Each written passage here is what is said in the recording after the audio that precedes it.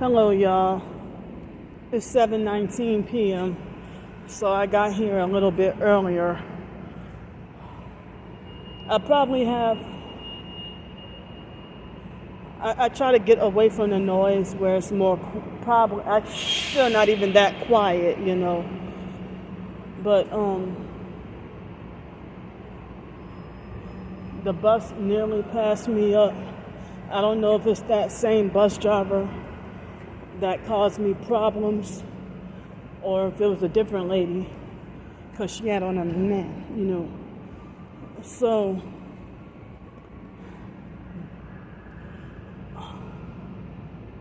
well, hold on, let me put my earbuds in.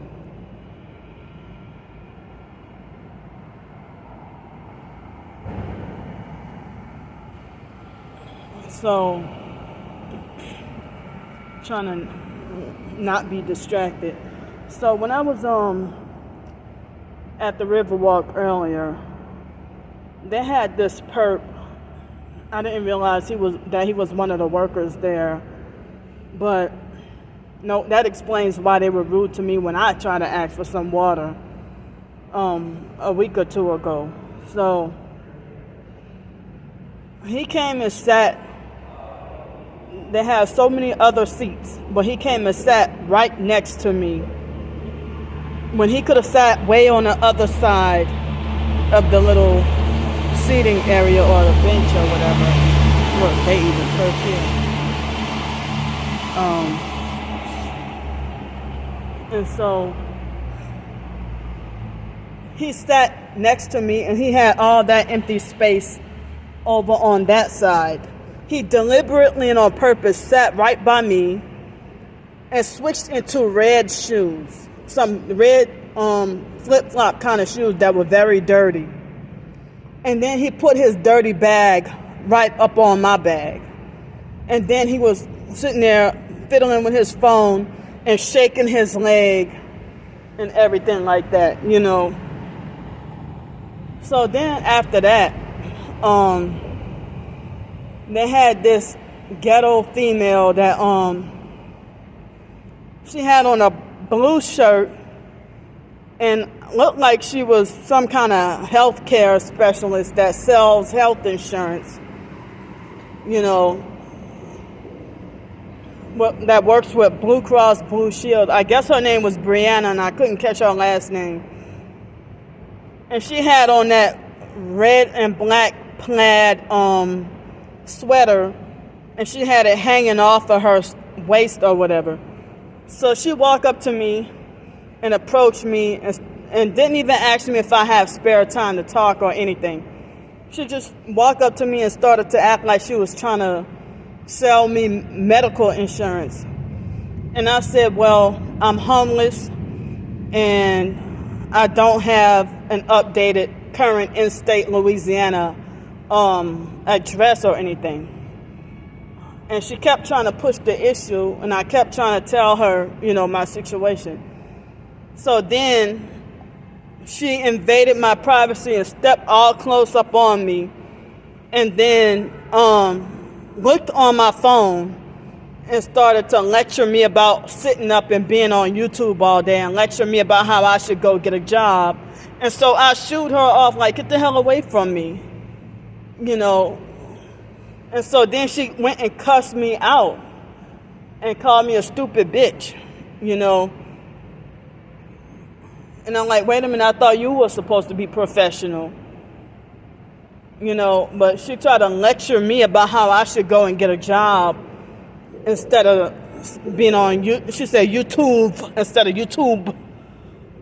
Lecturing me about sitting on YouTube all day and telling me I should go out and get a job.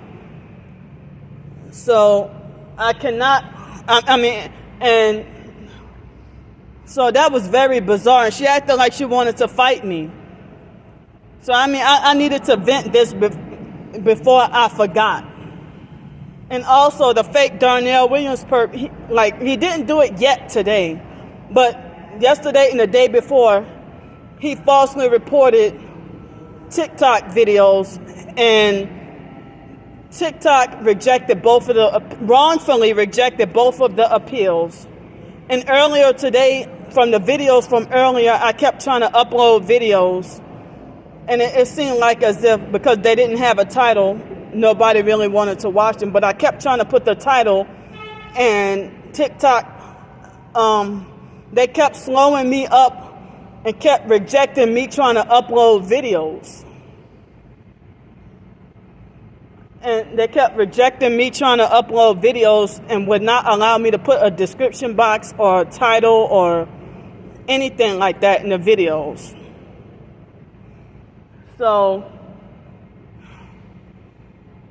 but I mean, I've been having bizarre situations to happen. And I had so much other gang stalking stuff that happened today that I can't even remember. Like some of the smaller stuff, I can't even remember. You know, they had perps trying to beat me downstairs to breakfast. So I'm street homeless for the night, and I have enough money for maybe one more hotel night. But you know, I'm just hoping that I can try to get my driver's license. I'm trying to have some hope to be able to get, you know, the driver's license thing taken care of. If the gang stalkers, that's what they do. They try to block you from getting a job, have you blacklisted, and random abusive narcissistic perps, they act like as if they want you to promise them that you're going to get out of homelessness and get back on your feet. And the gang stalking network, how can you tell people? Because the gang stalking network make it nearly impossible for you to get back on your feet. So I am traumatized about trying to find low-income or affordable housing ever again. Because this traumatizing thing has happened to me at least 3 times. Probably more than that, but at least 3 times within the past under a decade. You know, of feeling neighbors making you feel unsafe, having ghetto gang stalking neighbors from hell that trying to bully, harass, and threaten you and make you feel unsafe and make attempts on your life. And everybody can't deal with the homeless, soup kitchens, soup kitchens, shelters, and day centers, can't deal with low-income housing. You know, I can't rent a room out of people's house. I can't roommate with nobody, can't go around family. It's like as if this earth is not a good fit for me. It's making me feel very discouraged. You know, so I mean, I had a couple of, like at least 3 videos earlier today on TikTok at least that I really wanted people to watch, but because the gang stalkers wouldn't let me put a title on it, no, people passed through and passed on and weren't really interested in watching. You know, but I wanted to let people know, you know, how I'm struggling and suffering and what my needs are. I mean, and I have a bachelor's degree, and they try to make me start from the bottom. You know, and I can no longer do janitorial, dishwashing, or cleaning or housekeeping jobs where you have to bend over, because the gang stalking network, they keep on squeezing my organs. So I can't even do physical labor jobs.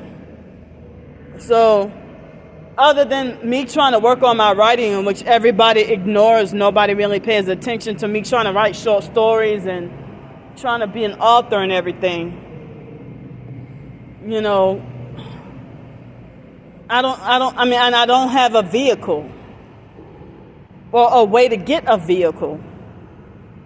You know, trying to get a vehicle to that can open up the door to multiple job opportunities if and after I could get a driver's license. So thanks for listening to me.